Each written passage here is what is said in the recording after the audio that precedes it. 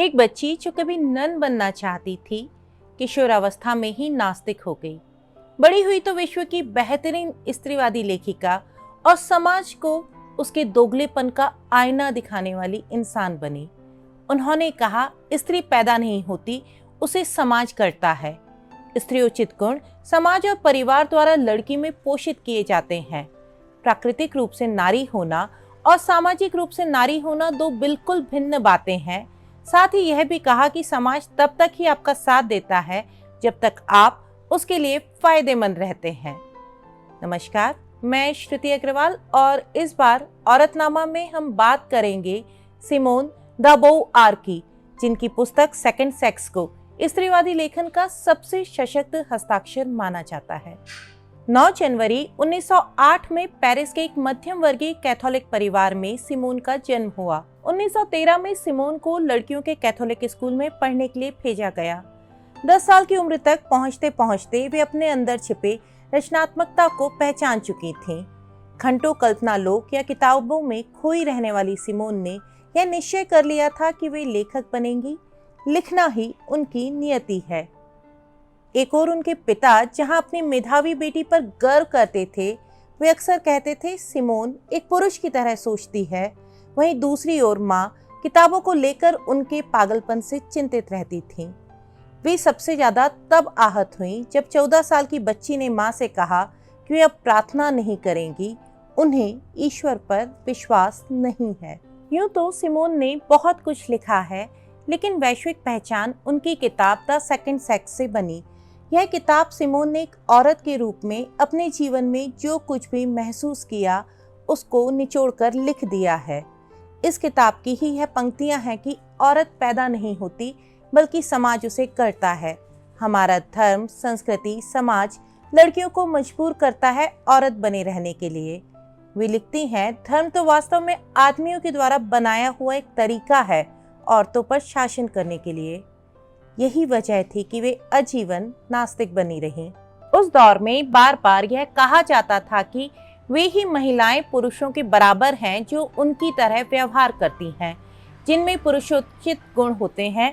ठीक वैसे ही जैसे हमारे यहाँ भी महिलाओं या लड़कियों को मर्दानी या बेटा की उपमा दी जाती है। सिमोन इसके खिलाफ थी। वे अपनी किताब द सेकंड सेक्स में कहती हैं कि महिलाओं की बराबरी की बात करते समय हमें उनके जैविक अंतर की वास्तविकता को नजरअंदाज नहीं करना चाहिए। वह कहती हैं, महिलाओं और पुरुषों के बीच जो जैविक अंतर है उसके आधार पर महिलाओं को दबाना बहुत ही अन्यायपूर्ण और अनैतिक है। इसी तथ्य को लेकर सिमोन ने महान दार्शनिक प्लेटो का भी विरोध किया था। 1927 में सिमोन ने दर्शन में स्नातक की डिग्री ली और स्नातकोत्तर के लिए एकोल नॉर्माल सुपेरियर में दाखिला लिया। यहाँ वह घर के बंधनों से दूर थी और यहीं उनका परिचय 20वीं सदी के महान दार्शनिक जॉन पॉल सार्त्र से हुआ। दोनों ही बेहद मेधावी छात्र थे। उनके संबंध प्रगाढ़ होने लगे। दोस्ती प्रेम में परिणत होने लगी, लेकिन यह वह प्रेम नहीं था जिसे हम परिकथाओं में पढ़ते हैं। यह वास्तविकता की धरातल पर दो दार्शनिकों के बीच का बेहद सुंदर सह संबंध था, जो विवाह की अनिवार्यताओं से बेहद परे था। यह सिर्फ देह का साथ नहीं था, बल्कि दो अस्तित्वों का साथ था जो ताउम्र अपने अपने अस्तित्वों को बरकरार भी रख सके। इनके रिश्ते की खासियत यह थी कि अपने जीवन और सिद्धांतों का उपयोग इन्होंने लेखन में कच्चे माल के रूप में किया। इन विलक्षण प्रतिभाओं ने रिश्ते में एक दूसरे को बांधने से ज्यादा आजाद किया। यहाँ तक कि उन दोनों की दार्शनिक असहमतियां 1940 के दौरान प्रकाशित भी हुई थीं।